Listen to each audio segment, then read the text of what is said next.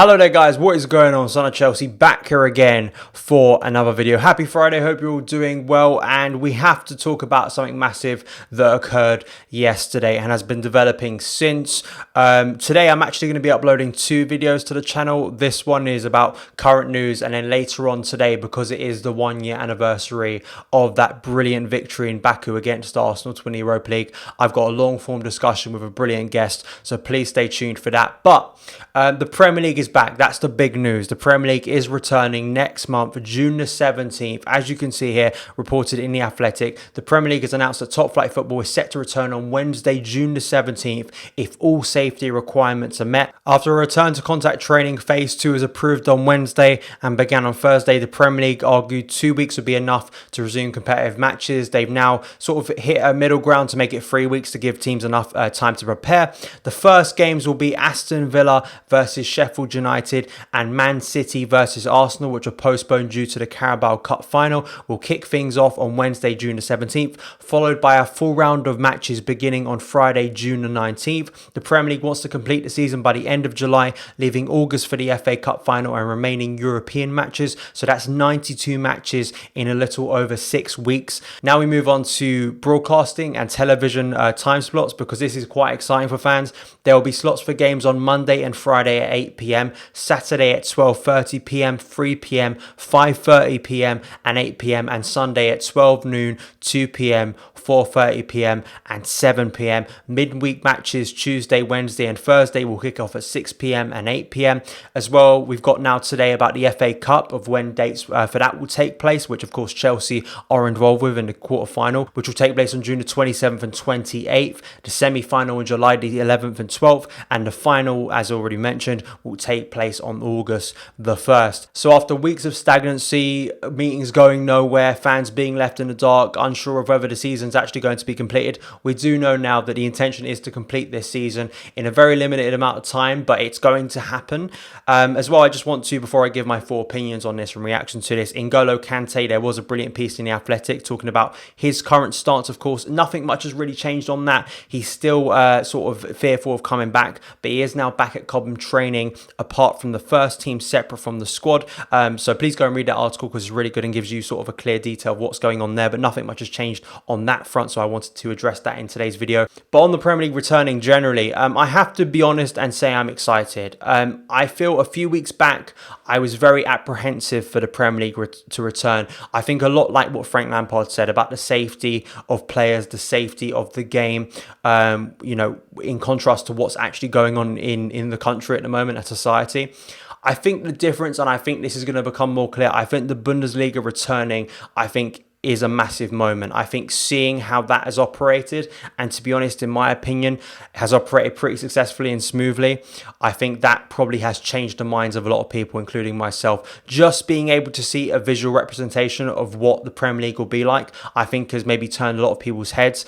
It's great to have football back, and now have football that, you know, we very much care about in terms of Chelsea games back, I think is a positive. When I hear arguments about, you know, it's only done for financial reasons, and yes, because football is an industry, you know, there are lots of people's livelihoods that depend on it returning. I think it's a little bit simplistic to just talk about football like it's just coming back for greed and that's it, and it has to be because of an evil and egotistical reason. I think, you know, there are many people who work at football clubs who rely on it for their livelihoods. As we've seen already, clubs are putting in brilliant measures to keep players safe and to make sure it is replicating the Bundesliga, which I think is a positive. In concerns of Chelsea, of course, it will all be about qualifying for the Champions League places. Can Chelsea pick up where they left off, smashing Everton 4-0 last time in probably one of our best performances of the season? Can Frank Lampard now replicate that consistently for the remaining games and get that Champions League place? That's going to be a massive test for Chelsea, because there's still massive games to come. Manchester City, Liverpool, even Sheffield United, who of course could still be in the hunt there if they continue their good form.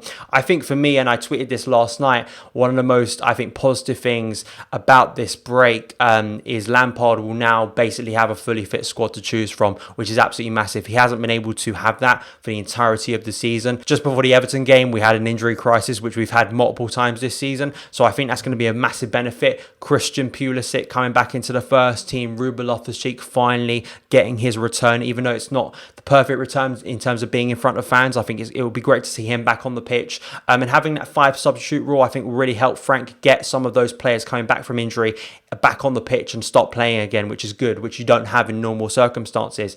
How this is all going to shape up in terms of the long-term thing of next season, when will next season take place? You know, if the season is completed at the start of August, when do we start the next one? Those are questions that I think need to be answered just in terms of the trickle effect of this, because of course it's going to delay the next season. And of course with players like Hakim Ziyech coming in, when will we get to see him in a Chelsea shirt? But I think the positive thing is Chelsea will be back. With all the apprehension I've had before, I think seeing the Bundesliga has been of great comfort, and seeing football back in some capacity I think has been enjoyable. It's a great part of the week to sit down and watch some live football, and I think having Chelsea back, that emotional connection back, something we all care very deeply about, I think is a positive. As things improve, as lockdown restrictions are lifted, hopefully it won't be too long before fans can get back into the stadium. I don't think it will be for the remainder of this season, obviously, but hopefully not before too long we'll be able to go and actually watch matches again. But to just have Chelsea back, to be able to watch and support the team, even if it isn't at the ground, I think is a positive. And we finally get to see the conclusion of Frank Lampard's first season as Chelsea head coach. So those are my opinions on it. I know it's a very emotive subject, and I absolutely respect if people have apprehension like I did about this, you know, morally concerns about what's going on currently in the world.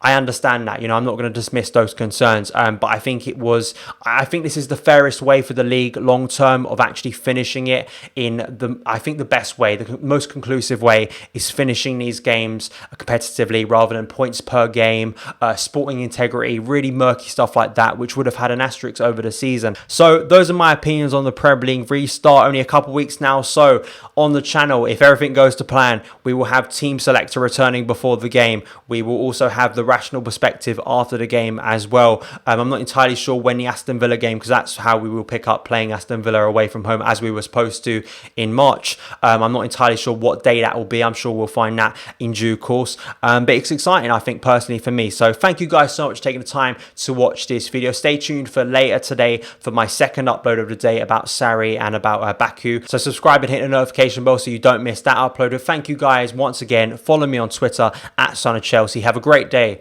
and I'll see you again.